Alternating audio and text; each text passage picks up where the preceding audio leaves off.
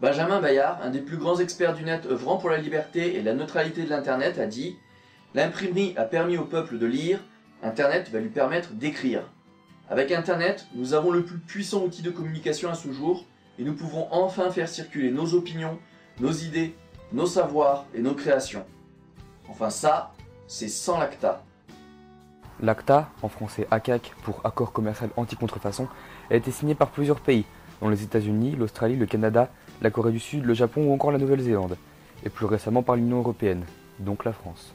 ACTA, 4 lettres et pourtant un gros problème. Dans la théorie, ce texte a pour but d'éviter toute utilisation abusive de produits copyrightés. Dans les faits, ce traité impose une surveillance de la part des fournisseurs de services, tels que YouTube ou Dailymotion, pour effacer tout contenu illicite. Ce qui signifie la fin des testeurs amateurs, la reprise de musique et toute utilisation même partielle de films ou de séries.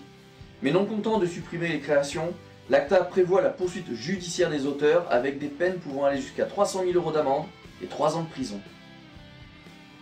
Mais cette loi, si elle passe, on est vraiment dans le caca, parce que nous, les youtubeurs, on pourra plus faire de vidéos, vous non plus, enfin tout le monde, et puis sur le net on pourra plus rien faire, enfin ça sera le gros bordel.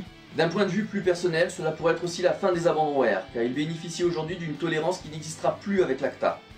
Tout sera donc payant, même des jeux datant d'une vingtaine d'années fonctionnant sur des supports disparus aujourd'hui. Lutter contre ACTA est quelque chose de vraiment important. Aux États-Unis par exemple, la lutte des citoyens contre les textes SOPA et PIPA ont réussi à empêcher leur vote. Et pareil pour l'Allemagne. Il faut absolument faire de même en France. Apparemment, les médias officiels et grand public ne se sont pas concernés par le problème, au point qu'ils n'informent pas la population.